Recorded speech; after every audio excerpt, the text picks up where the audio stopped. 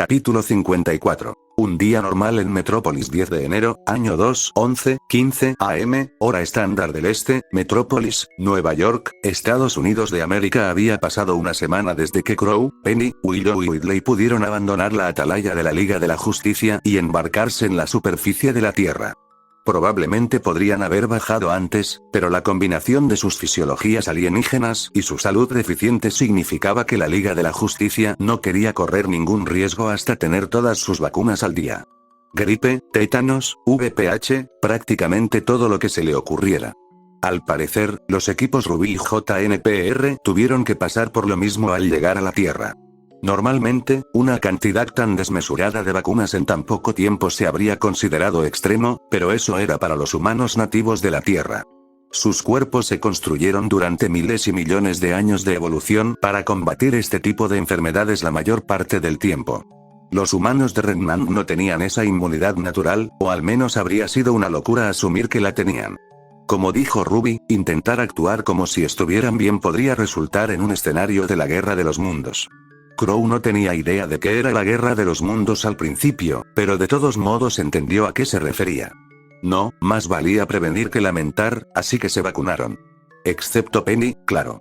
Ser puramente mecánico tenía sus ventajas en este caso. Recibir decenas de pinchazos con distintos cócteles medicinales no era precisamente la experiencia más agradable, pero Crow sentía que era sin duda mejor que la alternativa. Lo último que necesitaba era contraer una gripe alienígena y que eso fuera lo que lo matara.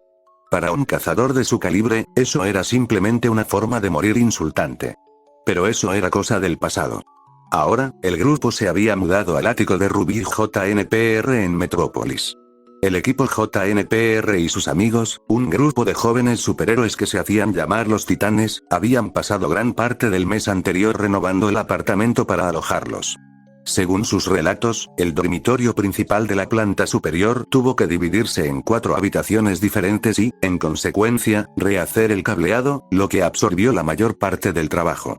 Pero, dado que esa habitación solo se usaba para albergar la extensa colección de maquetas de Lego de Ruby y Jaune, no fue una gran pérdida.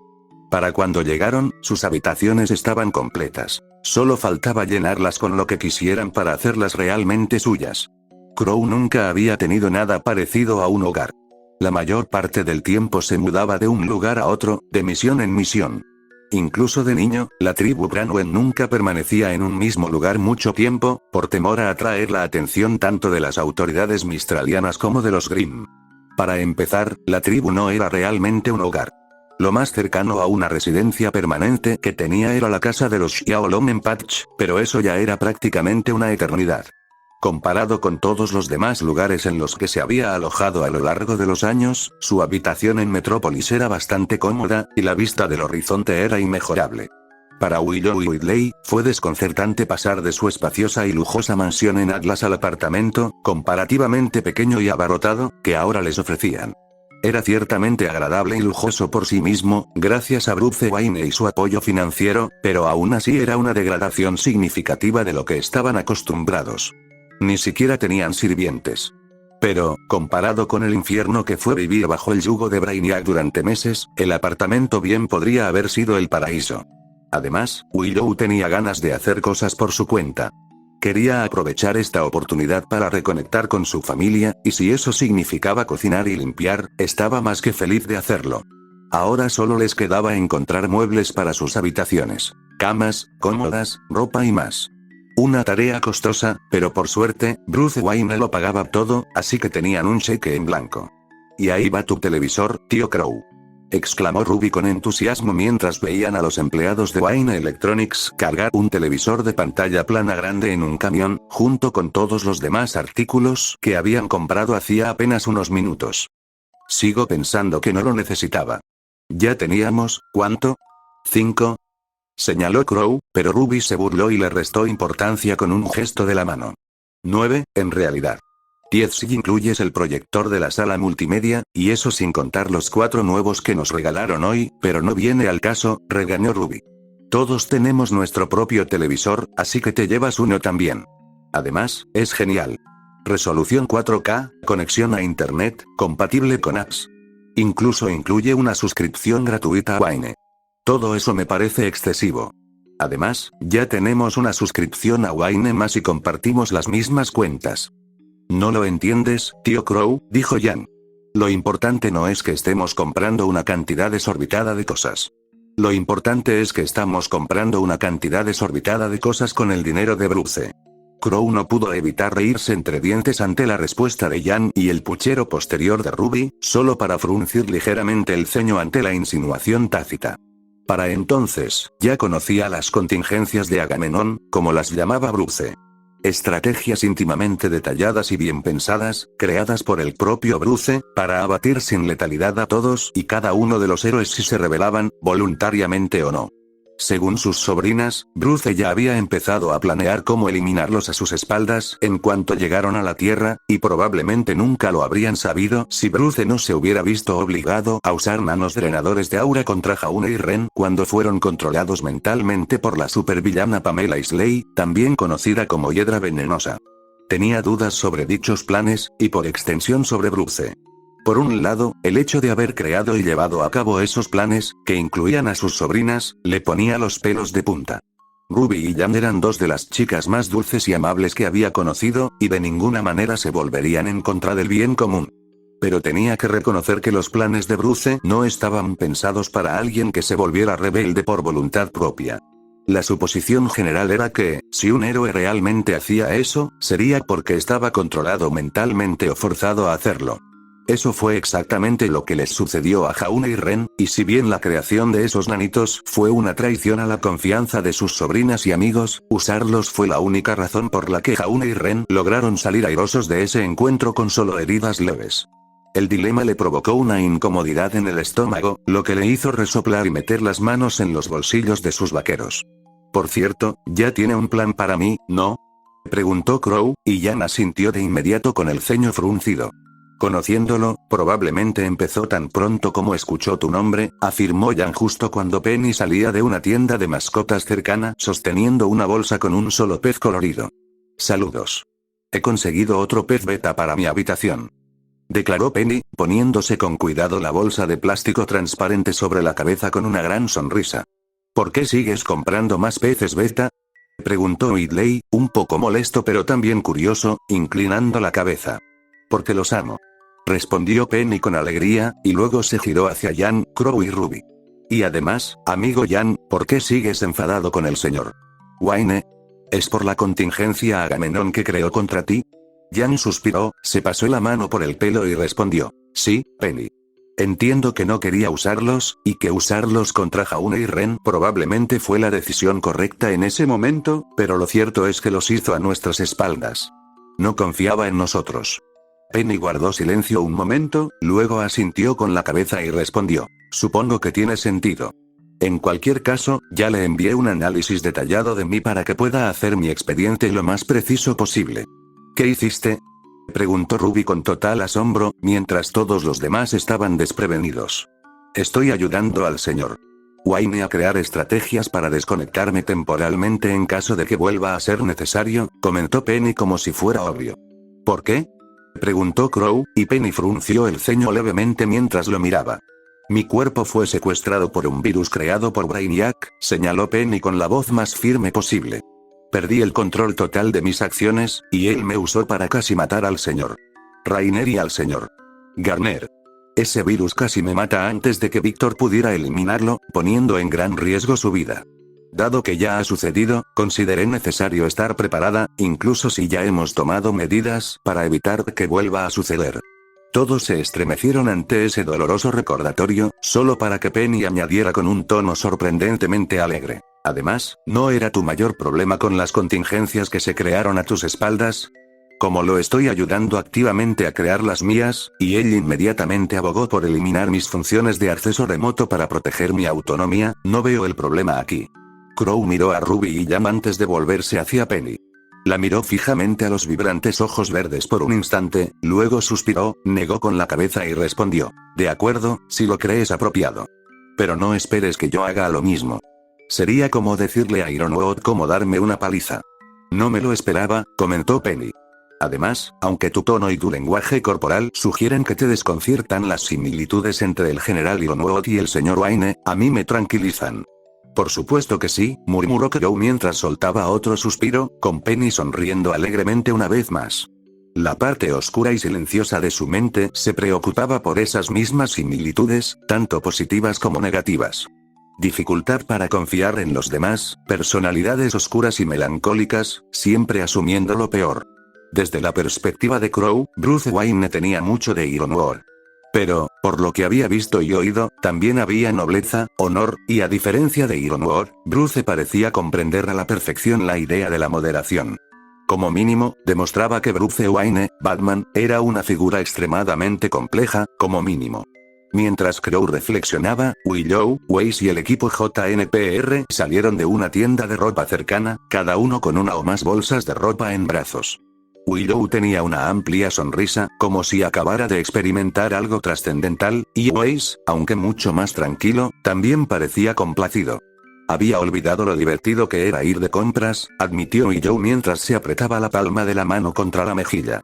Normalmente, siempre le pedía a mis sirvientes que lo hicieran por mí. Sí, bueno, después de vivir con Jan, Ruby y Blake durante el último año, a mí también me ha gustado, admitió Weiss, provocando la risa de Nora. A la chica rica le gusta ir de compras. ¿Quién lo diría? Preguntó Nora en broma, lo que provocó que Weiss la mirara con los ojos entrecerrados. Cállate, ordenó Weiss sin mucho entusiasmo, lo que provocó que Nora sonriera. Sí, Su Alteza, dijo Nora en tono burlón, con una ligera reverencia, provocando la risa del resto del equipo, así como de la madre de Weiss. Una vez que Willow se calmó, se giró para mirar a la líder del equipo JNPR, Jayne Ark. Decidió que era la oportunidad perfecta para disfrutar de una actividad que muchas madres hacían aquí en la Tierra, y preguntó: Jayne, escuché que antes estabas un poco enamorada de mi hija. Mamá. Gritó Weiss avergonzado mientras Jayne balbuceaba sorprendido. ¿Ah, eh? ¿Te lo contó? Dijo Jayne mientras se frotaba la nuca con torpeza. Cuando Willow asintió y dirigió una mirada burlona a su hija mediana, Jayne empezó a decir: sí, lo superé, pero lo superé. No quiero decir que Weiss no valiera la pena. Lo valía, o mejor dicho, todavía lo valía. Es genial. Solo fui un estúpido y un pesado y. Antes de que Jayne pudiera avergonzarse más, Nora llegó al rescate y dijo: Jayne, ¿no necesitas volver al trabajo? ¿Sí? Sí, lo hago, respondió Jayne de inmediato, entregándole su bolso a Nora y corriendo hacia la estación de autobuses. Saludó con la mano por detrás, pero por lo demás se negó a mirar atrás. El resto de JNPR, Weiss y Willow lo vieron irse, y Weiss miró a su madre con enfado. Me gusta, declaró Willow mientras Jayne desaparecía de la vista, lo que provocó que Weiss dejara escapar un gemido y Nora, por alguna razón, mostrara una mirada de genuina preocupación en su rostro mientras centraba su atención en Willow. ¿En serio, madre? No tenías por qué hacerlo, dijo Weiss. Sí, Jayne estaba enamorado de mí en Beacon. En aquel entonces era irritante lo persistente que era. Pero él y yo lo hemos superado, y es un buen amigo mío de verdad. Ah, ya lo sé. Acabo de leer que burlarse de las amigas de su hija es cosa de madres y pensé en intentarlo. Fue divertido, admitió Willow. Weiss miró a su madre por un momento, luego decidió ignorarla y decir: en cualquier caso, todavía tenemos más compras que hacer si queremos asistir al evento del alcalde Brown en el Museo de Historia Natural. Vámonos. Sin esperar la respuesta de su madre, Weiss se giró para caminar hacia el resto del grupo, con Nora, Ren y Pirra justo detrás. Willow tardó un momento en seguirla, pero pronto la alcanzó. Estaba a punto de decir algo, pero se detuvo en seco al ver una tienda en particular justo al lado. «¿Mamá?», preguntó Weiss sorprendida mientras se giraba hacia su madre. Fue entonces cuando notó lo que Willow miraba y descubrió que era una licorería. Su rostro se ensombreció al ver la evidente tentación en los ojos de su madre, y por un instante pareció que Willow posiblemente estaba considerando entrar. Pero, tras unos instantes de angustia, Willow respiró hondo, se armó de valor y se dio la vuelta para regresar con su hija. Weiss sonrió aliviada y luego le dijo con dulzura a Willow: gracias. Sé que es difícil, pero si necesitas ayuda para luchar contra esto, estamos aquí para ayudarte. Willow guardó silencio al principio, y cuando Weiss la abrazó con ternura, dudó un momento antes de devolverle el abrazo con torpeza. Entonces susurró: gracias. Fue entonces cuando se abrió la puerta de la licorería y Crow salió con una bolsa de papel marrón que contenía una botella de whisky Jack Daniels. Anunció: ya tengo lo que necesitaba, vamos. De acuerdo. respondió Ruby, preparándose para guiarlos hacia el siguiente destino de compras. Crow asintió, solo para notar que Weiss lo fulminaba con la mirada. Al darse cuenta de por qué la ex heredera podría estar molesta, Crow intentó calmarla diciéndole: no te preocupes, esto es mío. Ese no es el punto, gruñó Weiss, solo para que Willow la interrumpiera levantando la mano. Weiss, agradezco tu preocupación, pero no pasa nada. Crow no debería tener que detenerse solo por mí, dijo Willow. Además, me vendrá bien para mejorar mi autocontrol. Weiss pareció querer refutar eso, pero después de unos instantes negó con la cabeza y continuó. Era obvio que nadie cambiaría de opinión, así que se decidió a ayudar a controlar los impulsos de su madre. Vio que Whitley también los observaba, y supo que sus pensamientos coincidían con los suyos por la intensa mirada que lanzaba a Crow. Entonces, ¿a dónde vamos ahora?, preguntó Pirra, y Willow sonrió mientras miraba a su hijo. Whitley todavía necesita útiles escolares, anunció. Empezará la escuela en la Academia Gotham en unas semanas, cuando empiece el semestre, y necesita una mochila, bolígrafos, lápices, y su uniforme. Tengo muchísimas ganas de que llegue. Que Dios me ayude, murmuró Whitley en voz baja. No le entusiasmaba mucho ir a la escuela, ni siquiera a una institución prestigiosa y privada como la Academia Gotham. Él y sus hermanas siempre habían tenido tutores privados, aparte de las academias Huntsman, pero claramente eso ya no era una opción.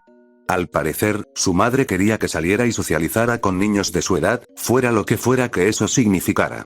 Ansiosa por burlarse de su hermano menor, Weiss comentó: tal vez podamos pedirle ayuda a Damián. Él también estará allí. No me lo recuerdes, gruñó Whitley con evidente irritación, provocando la risa de los demás. Mientras Jaune se sentaba en su asiento del autobús, se despidió distraídamente de sus amigos con la mano antes de que el vehículo partiera. Una vez que los perdió de vista, suspiró aliviado y agachó la cabeza, agradeciendo a los dioses que Nora lo hubiera sacado de esa situación tan incómoda. En retrospectiva, debería haber sabido que su antiguo enamoramiento de Weiss eventualmente saldría a la luz, dado que ahora vivían con su madre y su hermano menor. Al menos la señora Schnee parecía tomárselo con calma y no estaba enojada con él. De hecho, por sus escasas interacciones con la matriarca Schnee, parecía una persona genuinamente buena que intentaba recuperar el tiempo perdido. Había intentado tener una conversación completa con ella, pero por alguna razón, Nora siempre necesitaba su ayuda con algo justo cuando comenzaba.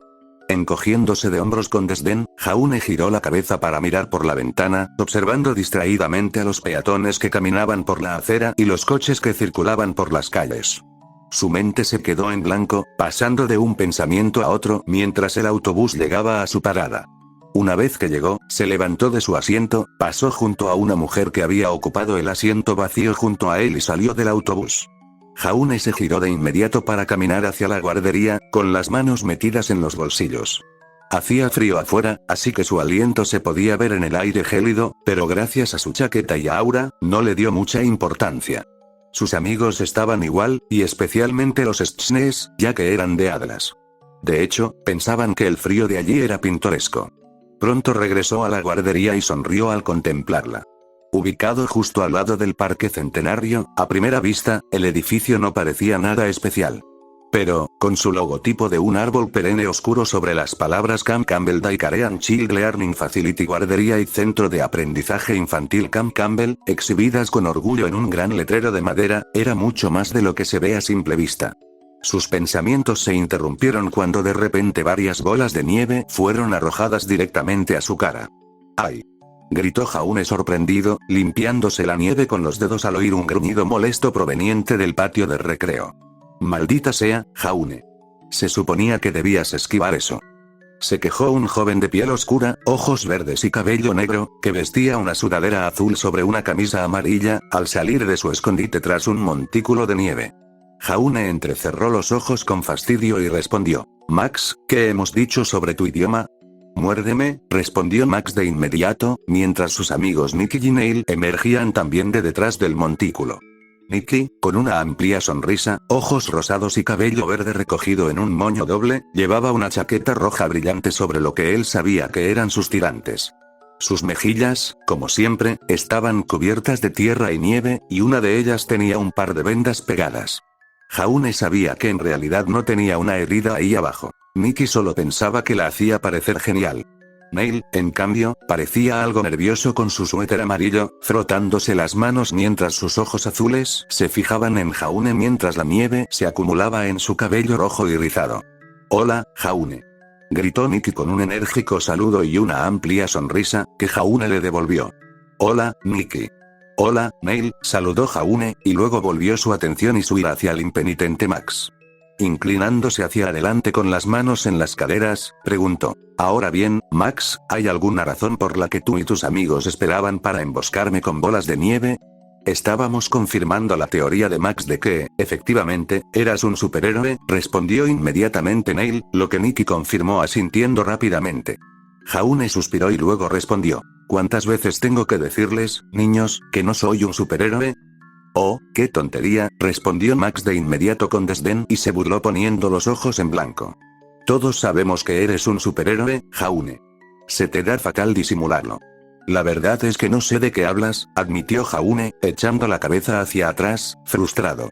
No era la primera vez que surgía esta teoría, y cada vez que lo hacía, le irritaba cada vez más como un grupo de niños había descubierto su secreto. «Sí que lo eres», declaró Nikki con inocencia. «Sigues haciendo todas esas cosas geniales y heroicas, como cuando me salvaste de ese coche». La. Nikki tarareaba en voz alta mientras saltaba por la acera, mientras los autos pasaban a toda velocidad. «Nikki, ten cuidado», gritó Jaune desde su posición en lo alto de una pequeña colina de tierra, y Nikki le devolvió el saludo enérgicamente. «No te preocupes, estoy bien», dijo Nikki, y luego volvió a saltar y tararear. Jaune la observó un momento, asintió y volvió a observar a los otros niños jugar al kickball. Erer, el mayor y más atlético del grupo, cuya expresión facial, normalmente desinteresada, había sido reemplazada por una de máxima concentración, estaba preparando su tiro contra Nurf, un chico corpulento que se había ganado la reputación de ser un poco matón con los demás niños en ocasiones, pero que, al mismo tiempo, era extrañamente considerado al respecto. Una vez que Eret preparó el tiro, lanzó el balón por el campo de tierra con todas sus fuerzas.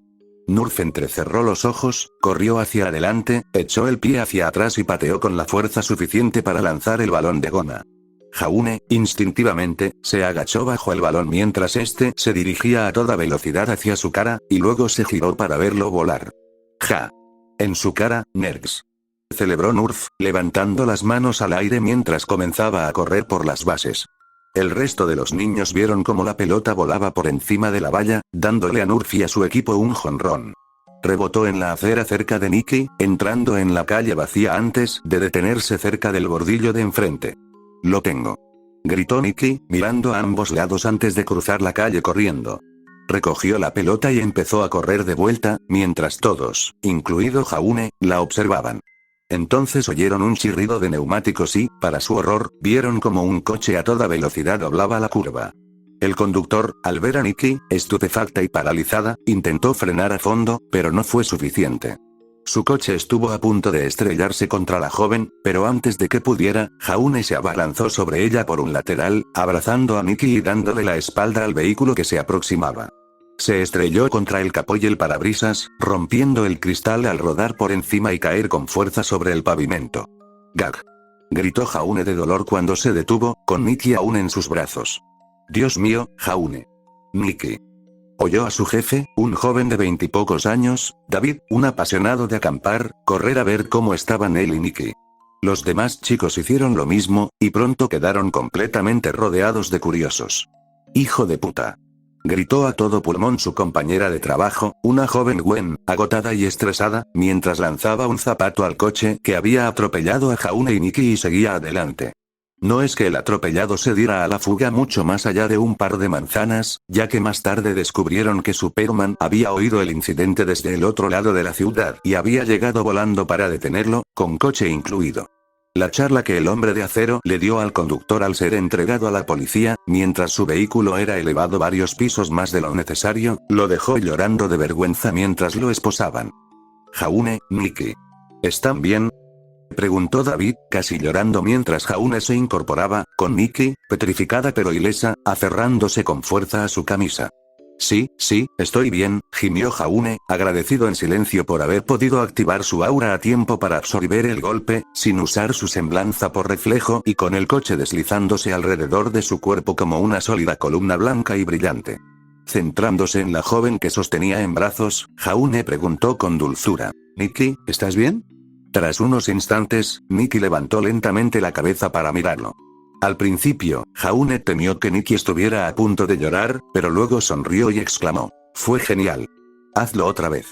Los otros niños, David, Jaune y Gwen, soltaron suspiros de alivio, mientras Max intentaba decir con indiferencia. «Está bien». «Literalmente cualquiera hubiera hecho eso», respondió Jaune, solo para que Neil lo señalara con el dedo. «Cruzaste un campo entero de Kitbay en menos de 2 segundos, te chocó de frente un Camaro que iba a más de 100 km por hora, y tú y Nikki salieron ilesos», señaló Neil. «Creo que le hiciste más daño al coche que el coche a ustedes. Deberíamos haber muerto», añadió Nikki con alegría, y Jaune la miró con preocupación antes de volver a centrarse en los demás. Para su consternación, vio que los demás niños también empezaban a apiñarse. «Eso fue genial», admitió Ered mientras giraba bruscamente la cabeza hacia atrás para apartar el flequillo teñido de púrpura de sus ojos. «Fue como si hubieras sacado un 20 natural en fuerza, velocidad y resistencia a la vez», añadió Nerys, una jovencita rara de piel oscura, pecas en las mejillas y vestida de maga elfa, abriendo los brazos. «Aunque me alegra que piense en eso no significa que sea un superhéroe», intentó insistir Jaune. «¿Qué tal la caminata por la naturaleza?», preguntó el joven conocido solo como Space Kid, con la voz apagada bajo el recipiente de vidrio que llevaba sobre la cabeza como si fuera el casco de un astronauta. «¡Ah, ah!», gritó Jaune con esfuerzo mientras sostenía un árbol grande y grueso, evitando que cayera sobre varias tiendas de tela y permitiendo que los niños, aturdidos, escaparan ilesos. «Bueno, cuando sientes una descarga de adrenalina como esa, puedes hacer cualquier cosa», dijo Jaune haciendo un gesto con la mano. «Ese árbol pesaba varios cientos de libras, al menos», replicó Harrison, un joven vestido de mago, con sombrero de copa incluido. «Debería haberte aplastado». «Me alegro de que mi madre no estuviera allí para verlo flexionarse así y en tan solo pijama», murmuró Neil, cruzando los brazos con incomodidad. «Hablando de eso, también estuvo aquella vez que, de alguna manera, conseguiste entradas para el concierto de Zatanna Zatera, que se agotó a última hora», anunció Preston, un chico vestido como si estuviera en una obra de Shakespeare, mientras se llevaba los puños al pecho. «Fue emocionante». Jaune no pudo evitar notar que Harrison suspiró aliviado al recordarlo, sobre todo como Zatanna, reconociendo su auténtico talento mágico, le dio unos consejos muy necesarios después del espectáculo que le permitieron sacar a su hermano menor de la dimensión de bolsillo donde lo había atrapado accidentalmente, completamente ileso. Esa fue la razón por la que Jaune pudo conseguir esas entradas, pero no iba a admitirlo. «Ya les dije que tuve suerte en la lotería», intentó decir Jaune, pero nadie le creyó. «Gwendoline, sabes igual que nosotros que Jaune es un superhéroe, ¿verdad?», preguntó el joven llamado Dolph con un marcado acento alemán. «No me importa lo que haga Jaune en su tiempo libre», respondió Gwen inmediatamente mientras pasaba y escribía algo en su blog de notas con un lápiz. «Oh, vamos», Jaune dejó escapar un gruñido y bajó la cabeza, solo para que Max añadiera el toque final. «Y luego estaba el maldito Frank», declaró Max. «David, ¿estás seguro de esto?», preguntó Jaune mientras él, Gwen y David observaban la gran trampa para moscas que David había traído al aula principal. «¿Sí? Conseguía este pequeñín a precio de ganga. Pensé que sería perfecto para nuestro campamento de botánica», exclamó David con alegría, enderezándose y apoyando las manos en las caderas. «Yo no lo llamaría pequeño», murmuró Jaune mientras Gwen miraba de reojo a su compañero. «¿Dónde dijiste que compraste esta planta?», preguntó Gwen. «Un tipo en un callejón a unas cuadras de aquí», respondió David, lo que provocó que Gwen y Jaune se miraran fijamente. «Bueno, me encargaré de algo que me aleje de esto», anunció Gwen, mientras Jaune se giraba para irse con ella. «Y tengo que encontrarme con mis amigos para almorzar», añadió Jaune. «Bien, diviértete». «Me quedaré aquí y regaré a Frank», declaró David, sacando una maceta cercana y vertiendo agua con cuidado en la maceta llena de tierra. Jaune y Gwen lo observaron por un momento, David ni siquiera los notó mientras tarareaba una alegre melodía, que Jaune reconoció como la canción principal de Cam Campbell que David había compuesto él mismo, luego cerraron suavemente la puerta y se quedaron afuera de ella. «Esa no es una planta normal, y no puedo creer que la haya llamado Frank», dijo Jaune, y Gwen asintió. «Sí, ni hablar. Dios mío, ¿por qué tuve que sacarme una licenciatura en humanidades y quedarme atrapada en este trabajo sin futuro? No debería tener que lidiar con esto», Se quejó Gwen, y Jaune le dio una palmadita compasiva en el hombro. Oye, todo irá bien. ¿Cómo va la búsqueda de trabajo? Preguntó Jaune, y Gwen se encogió de hombros, frustrada. Parece que estoy demasiado cualificada, por alguna razón. Pase lo que pase, no puedo irme. Es una mierda, respondió Gwen, y Jaune hizo una mueca. Bueno, sigue buscando. Estoy seguro de que, Jaune se quedó atónito al oír un alboroto proveniente del interior de la habitación, lo que llamó su atención y la de Gwen. Girándose hacia la puerta, Jaune la abrió lentamente. Para su sorpresa y la de Gwen, vieron a David apoyado contra la pared, con los brazos en alto, mientras la planta que había comprado, inexplicablemente, lo apuntaba con una pistola. Gwen, Jaune, ¿pueden traerme la billetera? Preguntó David con miedo, y la planta enfatizó su petición doblando una de sus hojas como si fuera una palma extendida. Jaune y Gwen se quedaron mirando la extraña vista, acompañados por el anciano y extraño intendente. Sin decir palabra, el intendente levantó una gran podadora de árboles, que Jaune tomó de inmediato, la armó varias veces y entró, cerrando la puerta tras él. Bueno, esa fue rara, admitió Jaune, y luego negó con la cabeza. Pero eso no significa que sea un superhéroe. Solo soy un monitor de campamento y nada más. Sí, claro, y Space Kid realmente estuvo en el espacio, descartó Max. Lo haré algún día. Añadió Space Kid, pero los demás lo ignoraron. Antes de que Jaune pudiera decir nada más, David salió repentinamente del edificio. Al ver a Jaune, David lo saludó alegremente. Hola, Jaune. Espero que hayas tenido una buena hora de almuerzo. Lo fue, gracias, dijo Jaune cuando David se acercó a él, lo que provocó que los otros niños y Gwen gimieran. Juro que si vuelven a cantar, murmuró Max en voz baja. ¿Alguien más va a señalar que Jaune y David suenan exactamente igual? Preguntó Nurf, solo para que David y Jaune se rieran. No seas ridícula, Nurf.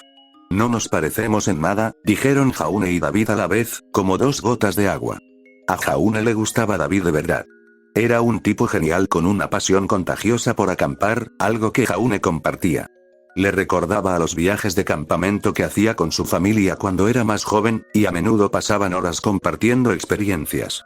Gracias a esa conversación, Jaune consiguió este trabajo, lo que le permitió a él y a David conectar casi al instante. Al parecer, Camp Campbell solía ser un simple campamento de verano cerca del lago Lilac, pero después de que el anterior dueño fuera arrestado por más delitos de los que Jaune podía contar, David se convirtió en el propietario y gerente. Decidió que la alegría de acampar debería ser disfrutada por todos durante todo el año, sin importar dónde se encuentren, incluso en medio de una gran ciudad como Metrópolis, así que abrió la guardería y centro de aprendizaje infantil Camp Campbell para lograr precisamente eso.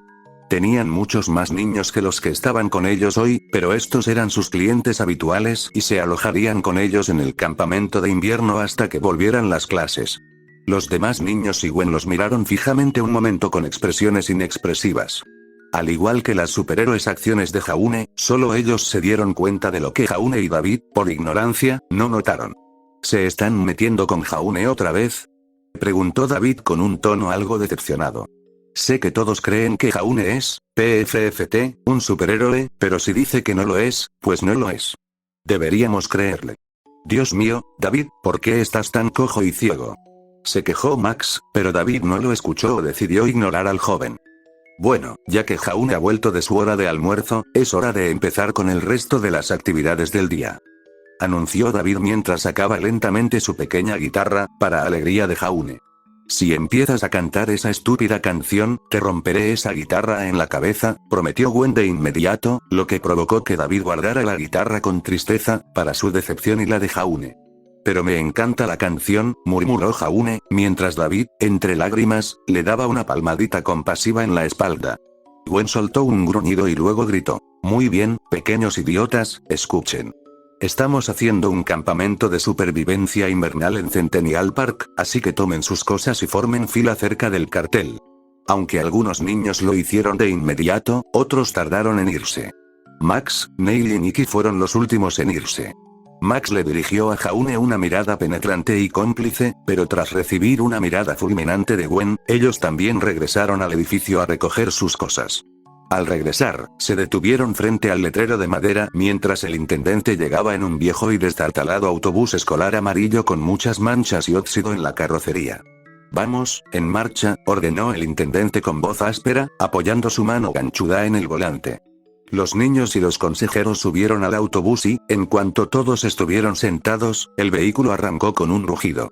Desde su llegada a la Tierra, Salem y sus subordinados habían dedicado su tiempo por completo a aprender y comprender el nuevo mundo en el que se encontraban, su gente, su historia, sus culturas y más.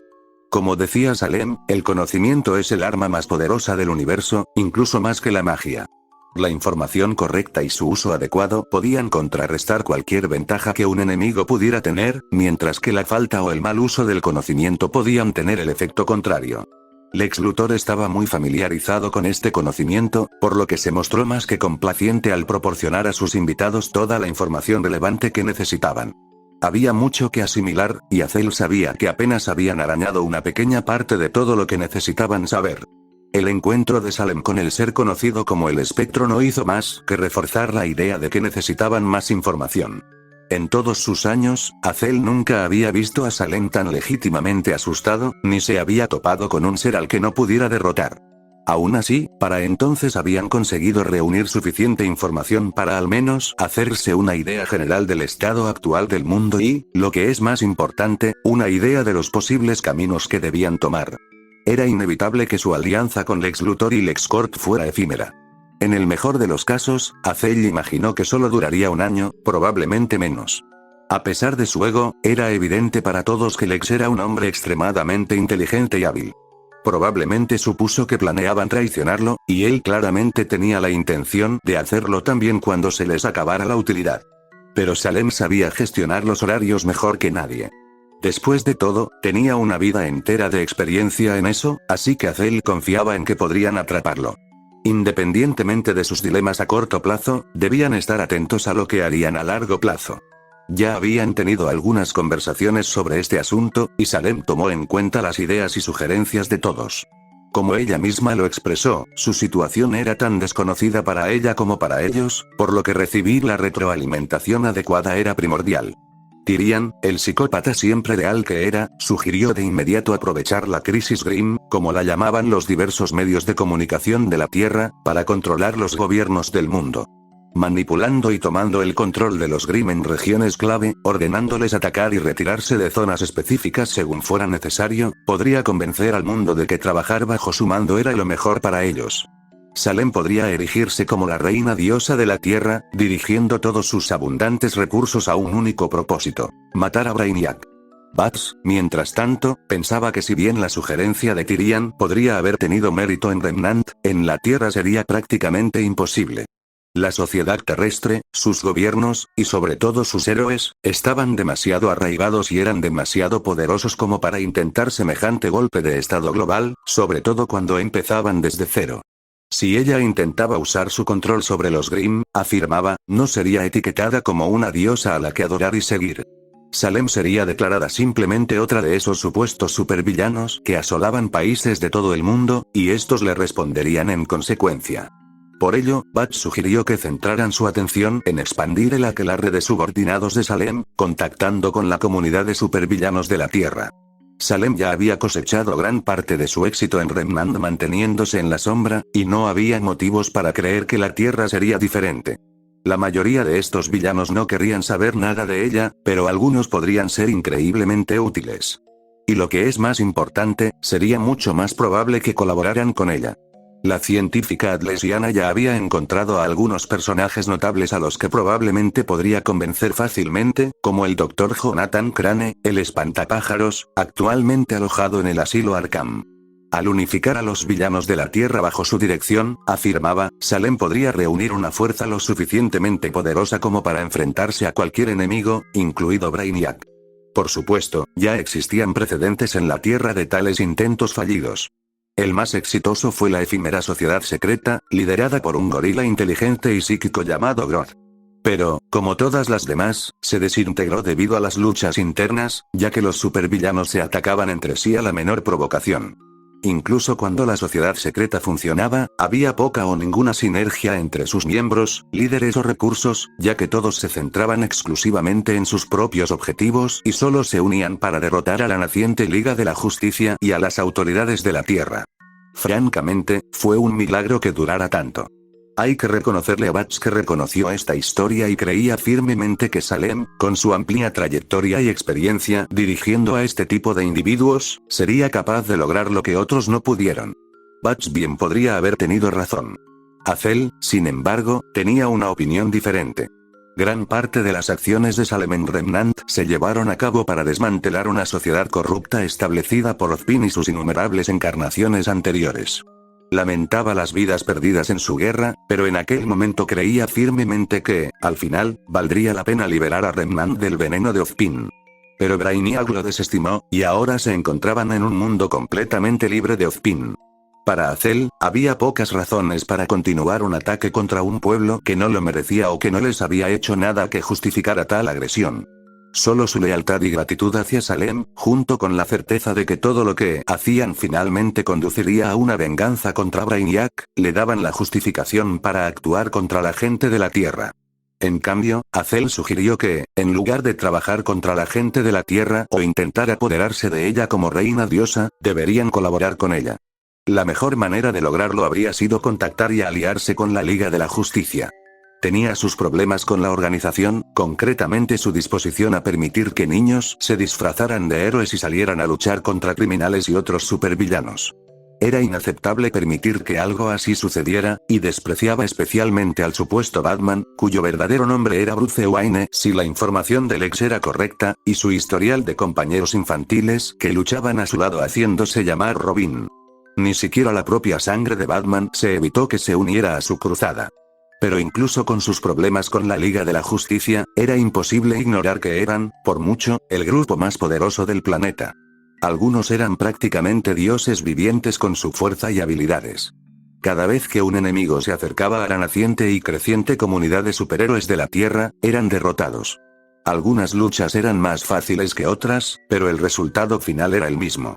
Si querían llevar a Brainiac ante la justicia, tragarse su orgullo y colaborar con la Liga de la Justicia podría ser la mejor opción.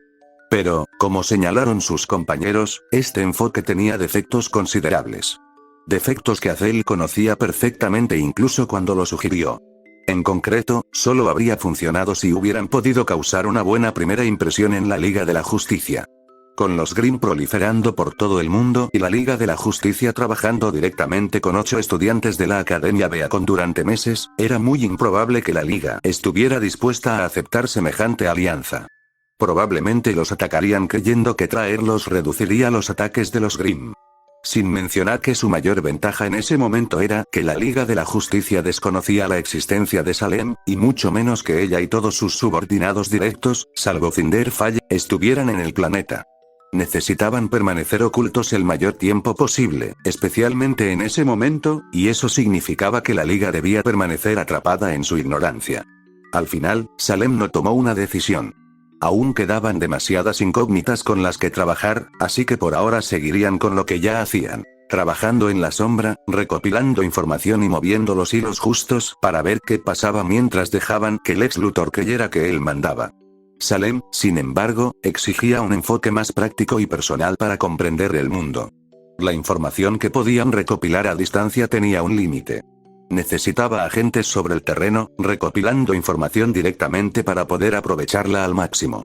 Por eso Hazel paseaba solo por las calles de Metrópolis, absorbiéndolo todo mientras la nieve crujía bajo sus botas y su aliento se condensaba en niebla frente a su rostro. Como dijo Salem, a pesar de su enorme tamaño, Hazel era sin duda la persona más indicada para una misión de reconocimiento tan pública. La cola de escorpión de Tyrian y su comportamiento psicópata lo convertían en un dedo dolorido, y la probabilidad de que las autoridades intervinieran inevitablemente por cualquier motivo era mínima. Claro que el asesino en serie era capaz de ocultar su cola y su sed de sangre en público hasta cierto punto, pero eso no lo convertía en una buena opción para mantener conversaciones no sospechosas con gente normal. Incluso el propio Tyrian, decepcionado como estaba por no poder servir eficazmente a su diosa, comprendió que sus habilidades no eran las apropiadas para la misión en cuestión. Butch probablemente podría haber acompañado a Hazel. El hombre era, como mínimo, un profesional consumado que se enorgullecía de hacer bien su trabajo. En cierto modo, se integraba mejor que Hazel. Pero aún estaba aprendiendo las complejidades de la tecnología y la programación terrestres. Batch era un maestro manipulando los sistemas informáticos de Remnant, en parte porque había ayudado a diseñar algunos, pero carecía de la misma experiencia o conocimiento interno de los terrestres. Además, la Tierra tenía literalmente cientos de sistemas operativos diferentes, y ninguno funcionaba exactamente igual. Como dijo el doctor, su tiempo y esfuerzo estaban mejor invertidos en aprender a aplicar de nuevo las habilidades para las que había sido reclutado, una opinión con la que Salem coincidía. Así pues, la tarea de salir a Metrópolis recayó sobre Azel mientras los demás se quedaban en la isla artificial del Lex. A pesar de su figura gigantesca y musculosa, oculta por el grueso abrigo marrón que llevaba puesto, su actitud tranquila y estoica, sumada a su aversión a la violencia innecesaria, significaba que, en el peor de los casos, recibía algunas miradas curiosas. Por lo demás, nadie le hacía caso. A él no le importó, permitiendo que Azel simplemente centrara su atención en su entorno. «Oye, ¿viste el último episodio de La Casa del Dragón anoche? Estuvo buenísimo». Escuchó que alguien le decía a uno de sus amigos. No, estaba demasiado ocupado jugando Call of Duty Apocalyptic Warfare 2. Finalmente logré llamar a Superman y gané toda la partida, respondió su amigo, para gran asombro del primero y confusión de Azel. Caminando por la calle y dejando atrás a los dos adolescentes y su conversación, mantuvo las manos en los bolsillos de su chaqueta mientras cruzaba la calle hacia el Parque Centenario. Sus ojos se movían constantemente a su alrededor, absorbiendo cada detalle que podía, mientras sus oídos captaban cada conversación cercana. Dos cosas se hicieron evidentes rápidamente. Una, la ciudad de Metrópolis le recordaba a Vale en muchos sentidos, siendo grande, diversa y rica, bueno, Metrópolis. 2. Toda la iconografía de superhéroes esparcida por los diversos edificios y la ropa de la gente, combinada con sus conversaciones, le decía mucho sobre la importancia que la gente les daba a los superhéroes en general. Nada podía hacer esa influencia más evidente que la estatua de Superman sosteniendo el globo terráqueo en el centro del Parque Centenario, que tenía a docenas de curiosos tomándose fotos o mirándola con reverencia. Azel no pudo evitar detenerse brevemente a observar la estatua de Superman.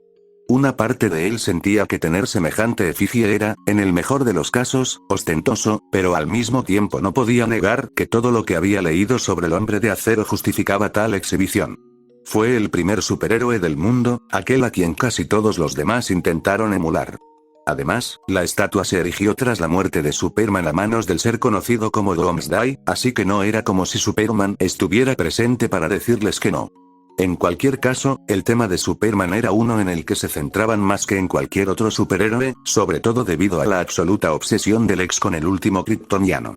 Había más información y análisis sobre Superman que el resto de la Liga de la Justicia en conjunto, y Lex recopiló todo lo que se le ocurrió. Medidas de la fuerza de impacto de sus golpes, análisis del material tras el contacto con su impenetrable piel, velocidad durante el vuelo hipersónico y el movimiento, incluso el tiempo de reacción. La única información que Lex desconocía era si Superman tenía una identidad secreta como la de tantos otros miembros de la Liga de la Justicia. Como dijo Lex, intentar determinar si Superman tenía una identidad civil habría sido una pérdida de tiempo y recursos, porque Superman no la tenía. Era Kal-El, el último hijo de Krypton, que vivía en la Fortaleza de la Soledad en la Antártida cuando no estaba volando por el mundo, golpeando criminales y ayudando a los gatos a bajar de los árboles. Era un sentimiento que Salem y los demás podían comprender. Después de todo, era difícil comprender que un dios viviente tuviera un trabajo fijo. Y eso era realmente lo que toda la información les decía. Superman, según todos los indicios, era un dios viviente, solo vulnerable a los restos radiactivos de su mundo natal, la kriptonita.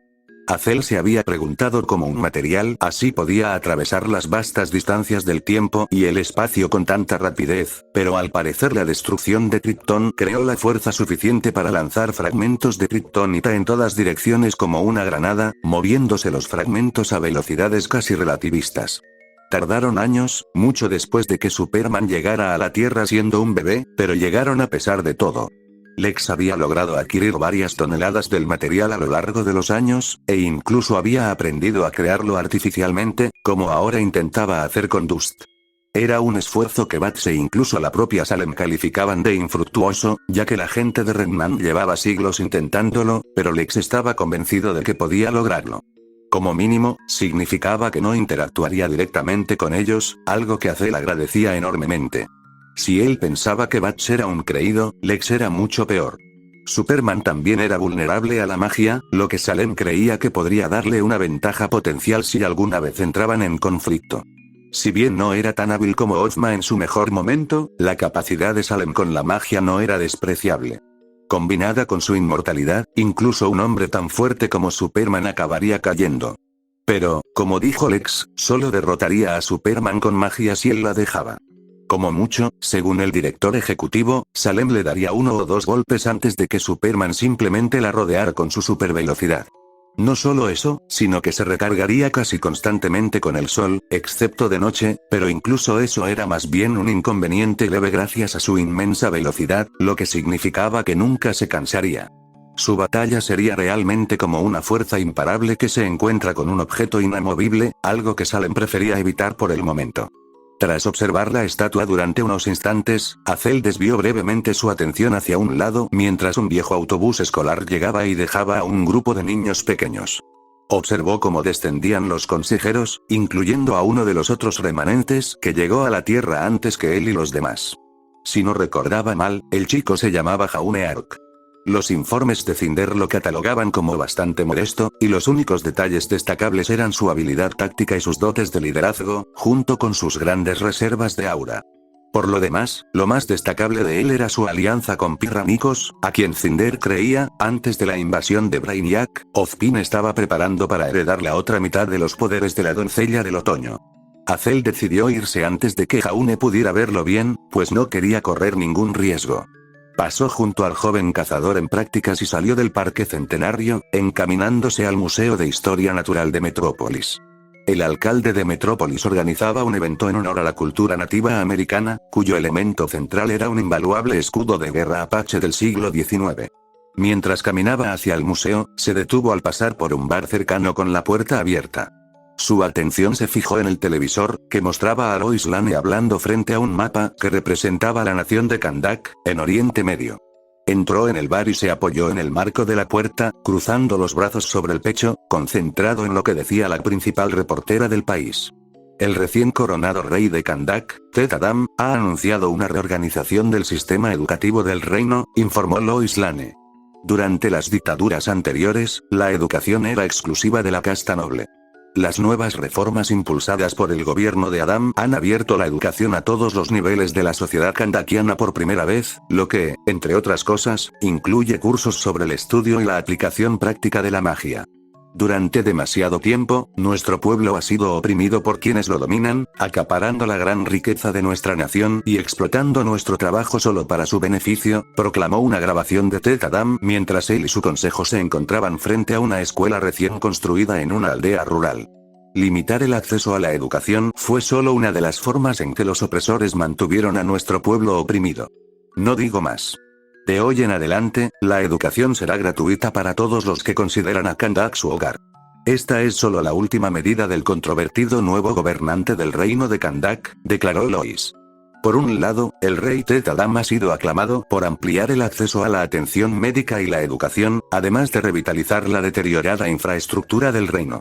Sus esfuerzos para combatir la corrupción sistemática también han sido elogiados. Pero su enfoque autoritario y, en ocasiones, directamente cruel para reprimir a los opositores a su gobierno ha recibido condenas. La libertad de prensa y de expresión sigue estando gravemente restringida o inexistente, y no hay indicios de que disminuya pronto. La actual crisis de Grimm y la consiguiente crisis de refugiados también han aumentado las tensiones, ya que, si bien Ted Adam se ha comprometido a proteger a todos los que viven dentro de las fronteras de Kandak, hasta el momento se ha negado a colaborar en absoluto con los esfuerzos internacionales. Las disputas fronterizas con Egipto, Palestina, Israel y Jordania, derivadas de la nueva agresividad de Kandak, también amenazan con sumergir a la región en otro conflicto. El Daily Planet seguirá de cerca la evolución de la situación. Ted Adam era otra figura que Salem estaba considerando. Era tan poderoso como Superman, y si lograban convencerlo, podrían obtener un valioso aliado. Pero no estaba garantizado que tal cosa sucediera, y ahora no era el momento de contactar directamente. Lo harían con el tiempo, pero por ahora era mejor guardarse sus cartas. Cuando la noticia cambió a algo mucho más trivial, Azel salió del bar y continuó su camino, contento de ver a aquellos que continuaban con sus vidas y pasaban a su lado en paz. Con las compras hechas por ahora y JNPR teniendo que volver a sus trabajos, el equipo Ruby, Penny, Crow, Willow y Whitley, decidió tomarse un descanso y disfrutar de un merecido almuerzo. Como los tres últimos eran muy nuevos en Metrópolis y Penny no necesitaba comer nada, estuvieron encantados de dejar que Ruby eligiera el restaurante. Se decidieron por un pequeño restaurante, el mismo donde Blake y Clark almorzaron cuando Blake confrontó a su compañero de trabajo sobre que él era realmente el hombre de acero. Con su diseño inmobiliario retro de los años 50, creó un ambiente cálido y hogareño que todos apreciaron. Tienen que traer sus malteadas aquí, declaró Ruby mientras se sentaban en la gran mesa de la esquina, la única con espacio suficiente para todo el grupo. Están buenísimas. De verdad que sí, admitió Blake. Tuve que comerme el mío con cuchara, estaba muy espeso. ¿Eso no significa que es helado?, preguntó Whitley, y Jan sonrió con suficiencia mientras cerraba los ojos, negaba con la cabeza y levantaba un dedo. Whitley, el hecho de que tengas que preguntar eso demuestra lo ignorante que eres, proclamó Jan con dramatismo. Pero no te preocupes, estamos aquí para enseñarte. Eso no me llena de confianza, replicó Whitley de inmediato, solo para que Weiss suspirara y colocara su mano suavemente sobre su hombro. Créeme, simplemente cede. Lo hará todo más fácil, le aconsejó Weiss a su hermano menor. Whitley miró a su hermana con cierta molestia, pero tras una rápida mirada al resto del equipo, decidió que no tenía sentido discutir por ahora. Está bien, me lo permitiré, se quejó Whitley, provocando una sonrisa en Ruby. Ese es el espíritu, exclamó Ruby, y luego giró la cabeza hacia un lado cuando la camarera se acercó. Hola, bienvenidos al Metropolis Diner. Se presentó la camarera, una chica alta de 20 y pocos años, con cabello rubio corto, ojos azules y un anillo estilizado en el dedo. Mientras les pasaba los menús para que los revisaran, continuó. Me llamo Imra, seré su camarera esta noche. A Jan le tomó un momento reconocer a la mujer, luego abrió mucho los ojos y dijo, espera un minuto, te recuerdo. Imra, el sombrerero loco te atacó hace unos meses. Ay, Jan. Mira eso. Menuda sorpresa. Respondió Imra con total asombro. ¿Se conocen?, preguntó Penny, desconcertada, e Imra asintió. Solo nos vimos una vez, admitió Imra mientras se sujetaba el bloc de notas y el bolígrafo bajo el brazo. Vivo al otro lado del río, en Gotham, porque el alquiler es más barato. Intenta alquilar un apartamento en Metrópolis con solo la propina de una camarera. Me lo imagino, respondió Crow con una leve risa, e Imra asintió. Bueno, una noche, mientras caminaba a casa, el sombrerero loco me atacó. Pensó que era su Alicia o algo así. Pero, antes de que pudiera hacer nada, Jan apareció de la nada y lo dejó inconsciente. Luego me acompañó a casa, declaró Imra, sonriendo a Jan, quien le devolvió la sonrisa y la despidió con un gesto. No fue nada, desestimó Jan. Simplemente estuve en el lugar correcto en el momento correcto. Además, también me ayudaste a superar algunas cosas entonces. Aún así, me salvó la vida, y por eso le estoy eternamente agradecida, dijo Imra mientras sacaba su bolígrafo y su libreta. Les diré algo. Les daré el descuento de empleado. Yo invito. ¿En serio? Muchas gracias. Gritó Ruby, e Imra sonrió y asintió. Es lo menos que puedo hacer. ¿Ahora, puedo tomar sus órdenes?, preguntó Imra, haciendo clic con el bolígrafo para enfatizar. No necesito ningún sustento, declaró inmediatamente Penny, provocando que Imra y los demás la miraran con ligera sorpresa, mientras que la ginoide simplemente le dio a la camarera una amplia sonrisa. De acuerdo, respondió Imra, y luego se giró hacia Ruby. ¿Y tú? Sí, tomaré la hamburguesa doble con queso y un batido grande de fresa, respondió Ruby, mientras Imra ya lo anotaba. Ah, y con papas fritas también. Claro. No te preocupes, ya te estaba criticando por eso, afirmó Imra, provocando una sonrisa en Ruby. Blake no pudo evitar notar que Imra escribía a un ritmo bastante rápido, casi justo antes de que Ruby dijera lo que quería, pero lo atribuyó a la experiencia de Imra. Al ver que Imra volvía su atención hacia el fauno pantera, Blake examinó rápidamente el menú y respondió. Tomaré pescado y papas fritas con un pequeño batido de chocolate.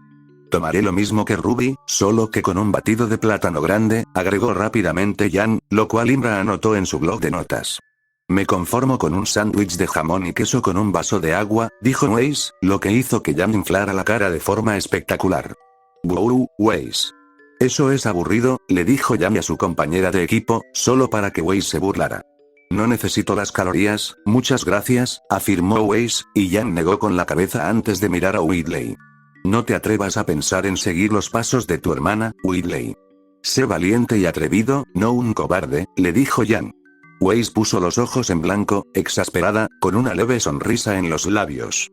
Whitley lo vio con el rabillo del ojo mientras seguía repasando el menú, que ofrecía muchísimas opciones. En casi cualquier otra circunstancia, habría despreciado la selección, considerando la comida común, demasiado grasosa y nada atractiva. Pero eso fue hace prácticamente una eternidad, y cada día no contenía nada más que la insípida pasta nutricional que Brainiac les daba a sus sujetos de prueba, lo que inculcaría en cualquiera el aprecio por la comida de verdad. Con eso en mente, y con el deseo de evitar cualquier burla leve por parte del equipo de Weiss y al mismo tiempo ponerla en evidencia, aunque fuera un poco, Whitley ordenó: tomaré las tiras de pollo con un pequeño batido de vainilla. Listo. Es un poco básico, pero es un comienzo, bromeó Jan con el joven, lo que provocó que frunciera el ceño con una ligera derrota. ¿Y ustedes dos?, preguntó Imra a Crow y Joe, y esta última dejó el menú sobre la mesa. Una hamburguesa con queso grasienta y un batido de chocolate suena bastante bien ahora mismo, dijo Crow. Aún tenía su botella de Jack Daniels, pero dudaba que al restaurante le gustara que probara una bebida tan fuerte en su establecimiento. Una idea que se reforzó cuando Imra miró la bolsa de papel a sus pies con el ceño ligeramente fruncido. A mí también me parece bien lo que come mi hija, afirmó Joe cortésmente. Imra asintió mientras terminaba de anotar su pedido, luego se dio la vuelta y dijo: volveré enseguida con sus bebidas y comida. Imra se marchó, dejando a los remanentes solos. Jan se giró de inmediato hacia sus amigos y familiares y dijo: vaya. No esperaba encontrarla de nuevo. Qué pequeño es el mundo. ¿Verdad? Sí, qué pequeño es el mundo, murmuró Crow.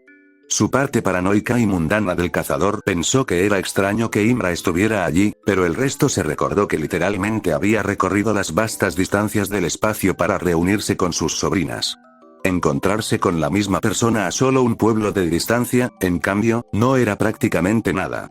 Entonces, después de esto vamos al museo, ¿cierto?, preguntó Joe, y Penny asintió. Sí, van a tener una exposición sobre la cultura nativa americana. Estoy emocionadísima, respondió Penny, y los demás asintieron también. Estoy agradecido de que todos los artefactos sean préstamos de las tribus nativas americanas y no hayan sido robados, murmuró Blake, lo que hizo que Joe levantara la cabeza confundida. ¿Qué quieres decir?, preguntó la matriarca Schne, y Blake frunció el ceño mientras pensaba. El fauno respondió: muchos artefactos históricos que se encuentran en museos de todo el mundo no se adquirieron de una forma que hoy consideraríamos ética o legal. Muchos fueron robados directamente a personas que ya lo estaban perdiendo todo. Eso fue lo que les ocurrió a los nativos americanos cuando Estados Unidos se expandió hacia el oeste. Antes consideraban estas tierras su hogar, pero ahora están alojados en reservas con su cultura y forma de vida prácticamente destruidas. Es una tragedia.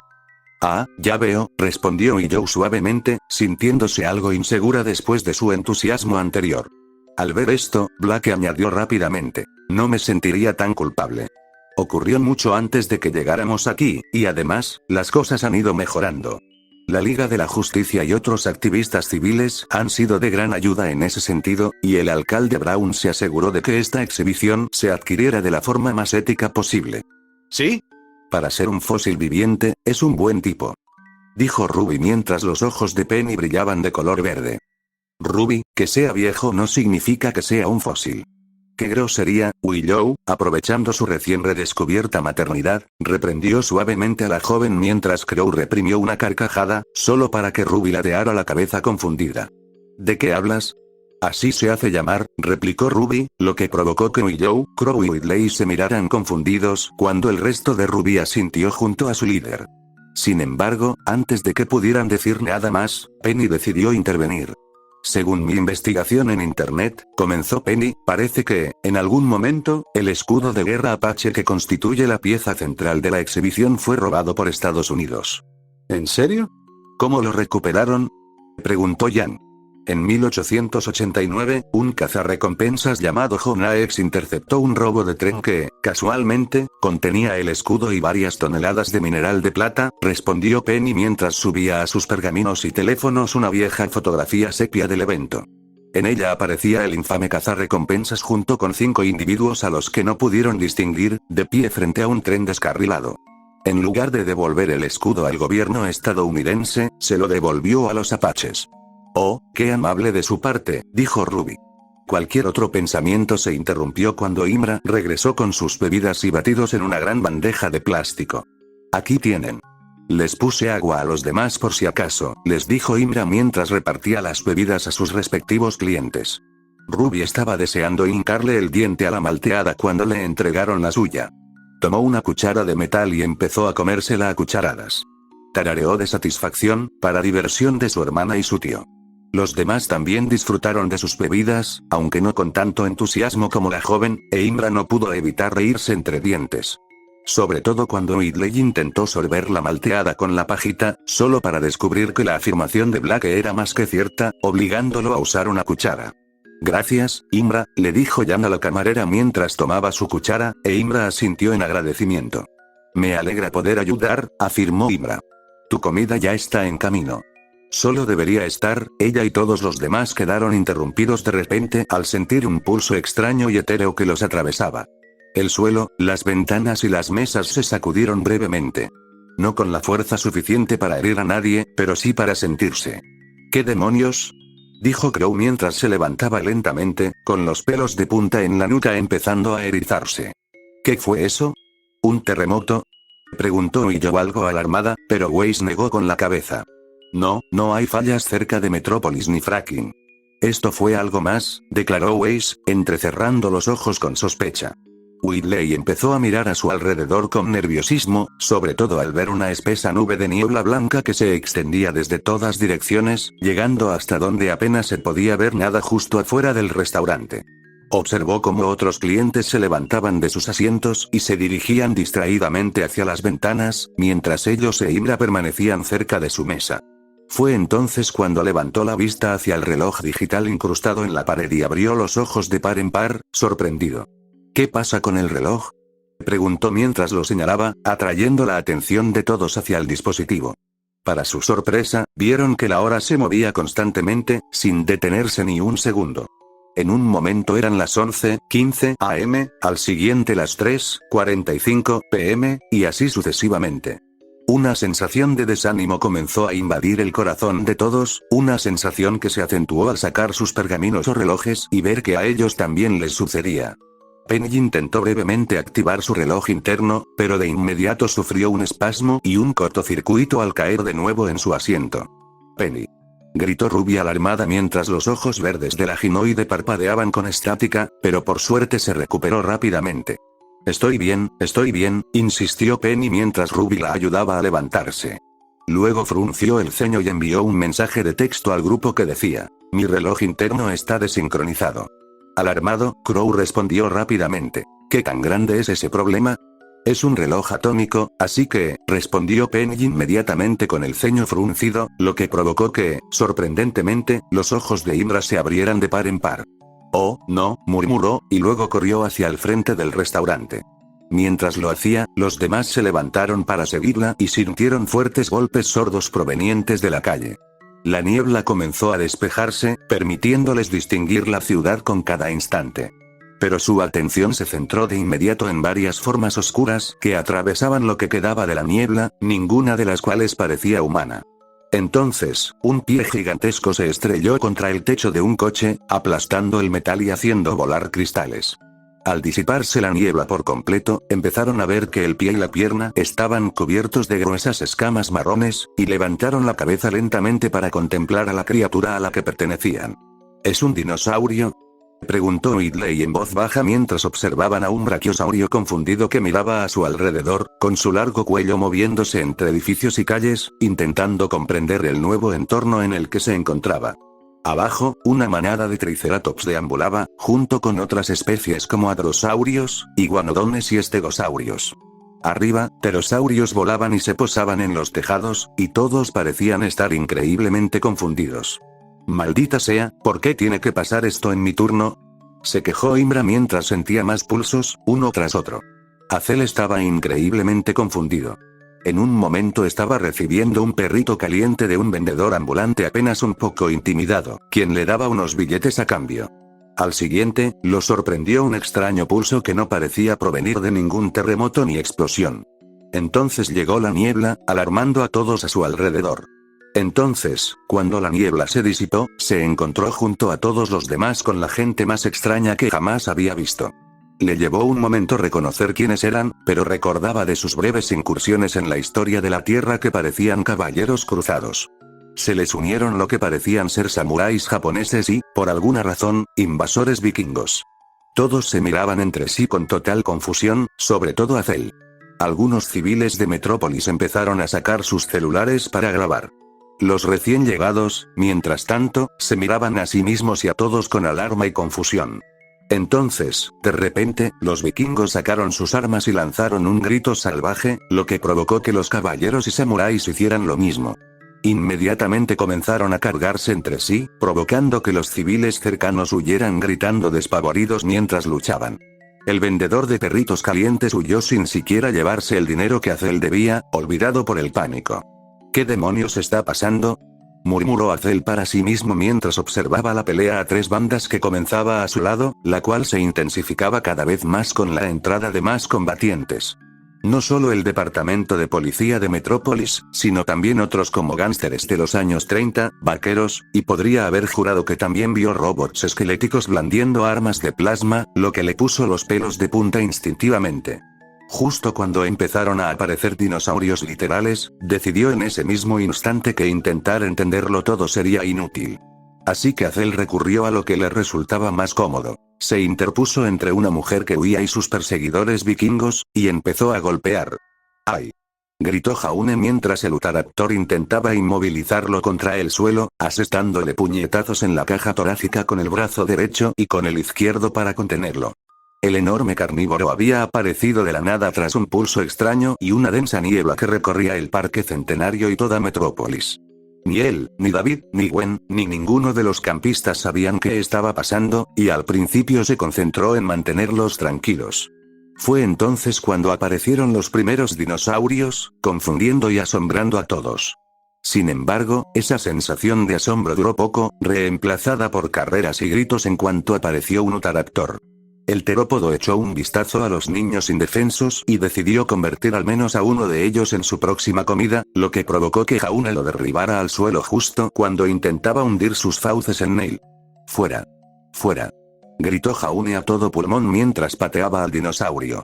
Retrocedió unos metros, estrellándose contra el suelo y haciendo volar montones de nieve. Pero rápidamente se puso de pie, girándose para encarar a Jaune mientras le silbaba furioso. Sus plumas se erizaron, haciendo que la bestia pareciera más grande de lo que era en realidad, y ya medía 5,5 metros.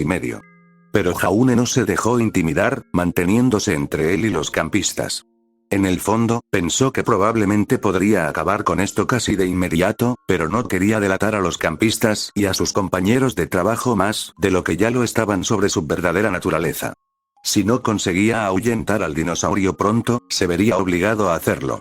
¡Fuera de aquí!, gritó Jaune al dinosaurio mientras agitaba los brazos, intentando intimidarlo. Pero al Utahraptor no le importó, respondiendo al desafío cargando y saltando de vuelta hacia el joven cazador. Una vez más, Jaune cayó al suelo, la nieve amortiguó ligeramente su caída mientras el dinosaurio intentaba envolver su cabeza con sus fauces.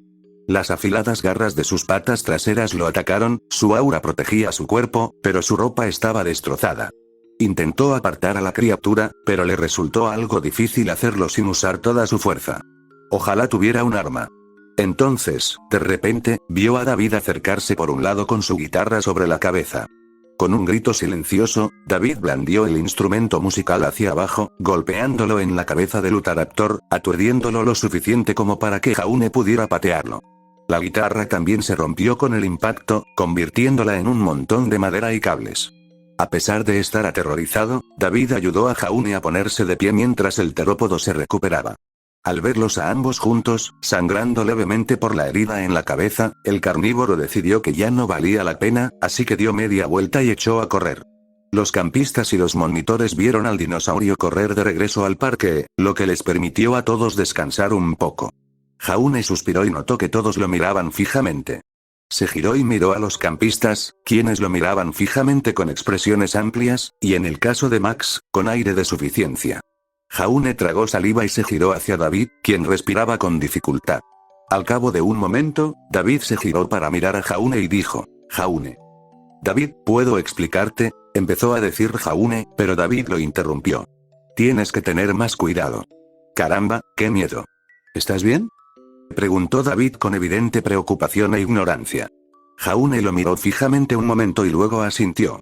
Sí, estoy bien, dijo Jaune. Gracias por salvarme. Gracias a Dios, respondió David mientras dejaba escapar un suspiro de alivio, provocando que los campistas y Gwen gimieran. Maldita sea, David, murmuró Max mientras se abofeteaba, mientras David seguía preocupado por el pobre e indefenso Jaune, que permanecía allí de pie, entre un leve alivio y confusión. ¿Qué pasa? Gritó Whitley mientras la ciudad de Metrópolis se sumía en el caos absoluto a su alrededor. No tengo idea. Respondió Jan mientras noqueaba a otro legionario romano. Maldita sea, se han caído las comunicaciones. No puedo pedir nuestro equipo. Gritó Weiss, usando un glifo para levitar a varios vikingos que intentaban asaltar una tienda cercana. Willow ayudaba a su hija a crear varios constructos de Grimm, acorralando a un grupo de aterrorizados caballeros cruzados contra la pared. Mientras tanto, Crow se centraba en golpear a todo lo que se interponía en su camino. O bien, usaba su botella de Jack Daniels como arma improvisada hasta que finalmente se estrelló contra la cabeza de un vikingo, lo que solo aumentó su frustración. No entendía nada de lo que estaba pasando. En realidad, nadie lo entendía, y ahora mismo solo estaba concentrado en asegurarse de que todos estuvieran a salvo. Eso y el hecho de que su camarera estaba lanzando ráfagas psíquicas justo al lado de ellos. Hablaremos de esto más tarde, afirmó Crow mientras miraba fijamente al ahora evidente superhumano. Anotado, respondió Imra, con las manos brillando de color púrpura mientras destrozaba psíquicamente las mentes de un grupo de gánsteres. Apenas se concentraba en la tarea, en cambio, miraba fijamente su anillo, que ahora brillaba y mostraba una proyección holográfica. Vamos, 5. Dame algo. Ruby no tenía ni idea de quién era ese 5 ni de qué hablaba Imra, pero ahora mismo eso era lo de menos. Ella y el resto de su equipo seguían luchando, intentando despejar el área alrededor del restaurante. En lo alto, Penny usaba su magia al máximo, creando grandes ráfagas de viento que derribaban a los combatientes mientras los inmovilizaban con trozos de hielo. La doncella de invierno era la única realmente efectiva en combate en ese momento, lo que no impedía que estuviera inmensamente confundida todo el tiempo. Entendido. Declaró Imra mientras la información comenzaba a fluir por la proyección holográfica. Al leer los datos, frunció el ceño y escupió. Maldita sea, es una cascada temporal. ¿Un qué? Gritó Blake alarmado. Estamos en una paradoja temporal. Docenas de líneas temporales convergen a la vez, y cada segundo hay más. ¿Por qué pasa eso? Suplicó Whitley, solo para gritar de miedo antes de golpear a un dinosaurio que intentó embestirlo con una bandeja de plástico, agradecido de que su entrenamiento con su familia solo le diera el refuerzo de aura. ¿Y cómo lo sabes? Preguntó Jan también, con el alma llena de furia. GRRGH. Gruñó Imra mientras repelía a otro grupo de asaltantes mientras tecleaba en el proyector holográfico que salía de su anillo. Siguió presionando las teclas holográficas y luego declaró, no tengo tiempo para explicaciones ahora. Tenemos que detener esto ya. ¿Y cómo sugieres que hagamos eso? Preguntó Crow, solo para obtener su respuesta cuando 5 anillos, exactamente del mismo tipo que Imra, aparecieron de la nada justo a su lado. Los lanzó telequinéticamente hacia Crow y los miembros del equipo Ruby, tomándolos por sorpresa. Pónganse eso ahora. Ordenó Imra, acercando las manos mientras la energía psíquica latía a su alrededor. Entonces, emitió una oleada de energía violeta, aturdiendo a todos los combatientes hostiles, tanto humanos como animales y robots, permitiendo que el MPD y Penny los contuvieran. ¿Por qué? Ruby suplicó saber, mientras Jan caminaba junto a ella. No vamos a hacer nada a menos que empieces a responder algunas preguntas, Imra. ¿Qué demonios está pasando? ¿Qué eres? ¿Acaso te llamas Imra? Preguntó Jan, y fue entonces cuando Penny aterrizó justo a su lado. Es una extraterrestre, aunque estrechamente emparentada con los humanos. La especie exacta aún no está en mis bases de datos, anunció Penny, sorprendiendo a los demás. ¿Qué? ¿Y cómo? Ah, cierto, la escaneaste, se dio cuenta Weiss, recordando su primer encuentro con la ginoide. Imra suspiró al ver que todos volvían a llamar su atención. Entonces, explicó rápidamente. Bien, miren. Mi verdadero nombre es Imra Arden, sí, y soy una extraterrestre. Específicamente, una saturnina. No saben de ellos porque aún no existen. ¿Aún no existes? Preguntó Ruby, abriendo mucho los ojos. ¿Eso significa que? Sí, yo también soy del futuro. ¿Qué? Preguntó Crow con total incredulidad, e Imra asintió. Siglo 31, para ser exactos, aclaró Imra. Soy miembro de la legión de superhéroes conocida como Saturn Girl, y me encargaron velar por ti. Crow, Willow y Whitley parecían querer discutir, pero Ruby asintió de inmediato, comprendiendo por completo. Jan preguntó, ¿y por qué nos vigilabas? Espera, eso significa. Mi ataque del sombrerero loco fue un montaje, sí. Nunca corrí ningún peligro real, admitió Imra, lo que hizo que Jan se enfureciera un instante antes de que el saturnino continuara. No quise hacerte daño, Jan, pero necesitaba hablar contigo. Tu continua relación laboral con Batman fue de suma importancia para la futura corriente temporal. Por eso estoy aquí. Todos ustedes, y también el equipo JNPR, son cruciales para los eventos venideros. Eventos que finalmente conducirán a la creación de la Legión de Superhéroes. ¿En serio? ¿Y cómo vamos a creer eso? Preguntó Crow cruzando los brazos, solo para que Imra lo fulminara con la mirada. Los hemos estado vigilando toda su vida. ¿Se dan cuenta de cuántas veces hemos tenido que detener a viajeros del futuro que intentaban asesinarlos? He sido su oficial asignado desde que llegaron a la Tierra, y ya he tenido que detener a 5, declaró Imra. Puedo mostrarles los archivos del caso si quieren. Sus ojos se abrieron de par en par ante esta noticia, particularmente cuando Penny intervino para confirmar que estaba diciendo la verdad basándose en sus escaneos, solo para que Willow entrecerrara los ojos y dijera, espera, ¿eso significa? Sí, sabíamos que Brainiac iba a atacar cuando lo hizo, respondió Imra, con el rostro arrepentido. Pero por mucho que hubiéramos querido evitar esa tragedia, no pudimos. Puedes preguntarle a Ruby JNPR qué pasó cuando Flash intentó evitar el asesinato de su madre para saber por qué. Los ojos de los jóvenes se abrieron de par en par al comprenderlo, y cualquier indignación que pudieran albergar se disipó. Los demás simplemente los miraron confundidos.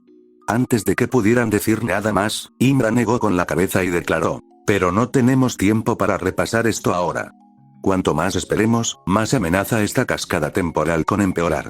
Tenemos que ir ya y detenerla de raíz. ¿Fuente? ¿A qué te refieres con fuente? Preguntó Weiss mientras se ponía en el dedo lo que ahora suponía que era un anillo de la Legión. El resto de su equipo y Crow hicieron lo mismo. Hemos identificado a un viajero del tiempo de la década de 2070 llamado David Clinton, que se hace llamar Jonas, explicó Imra mientras comenzaba a escribir las coordenadas. Ha estado viajando por el flujo temporal, robando artefactos invaluables con un propósito desconocido en este momento. Probablemente los venda en el mercado negro en su época natal. El primer artefacto que robó data de 1889, un escudo de guerra apache que se suponía que estaría expuesto hoy en el Museo de Historia Natural de Metrópolis. «Oh, Dios», murmuró Blake, sintiendo horror ante las implicaciones de esas acciones. Necesitamos interceptarlo durante su intento de robo y evitar que suceda. Eso detendrá la cascada temporal y devolverá todo a sus líneas temporales originales, concluyó Imra. No te molestes en intentar recuperar tu equipo, no tenemos tiempo para eso. Sin mencionar que cuantos más artefactos futuros traigamos, mayor será el riesgo de dañar la línea temporal. ¿Es por eso que no puedo ir?, preguntó Penny, e Imra asintió. Correcto. Es hoy que te necesitan aquí para ayudar a contener la situación, dijo Imra, y luego se giró hacia el equipo Ruby y Crow. Cuando lleguemos, les explicaré más. Viajaremos en el tiempo aproximadamente un día antes de la fecha estimada del robo, así que tendremos más oportunidad de revisarlo todo. ¿Listos? Los remanentes se miraron por un momento, luego Crow respondió nervioso. Estoy tan listo como siempre lo estaré. Me lo llevo. Bueno, vas a sentir náuseas. Intenta contenerlas, declaró Imra, y luego presionó un botón del proyector holográfico. De inmediato, ella, el equipo Ruby y Crow comenzaron a desvanecerse. Sus cuerpos parecieron formar varias copias multicolores de sí mismos que se extendían a los lados, solo para colapsar un segundo después. Penny, Willow y Whitley se quedaron mirando fijamente hacia donde sus amigos y familiares se encontraban hace unos momentos, entonces Whitley susurró. ¿Qué es este planeta?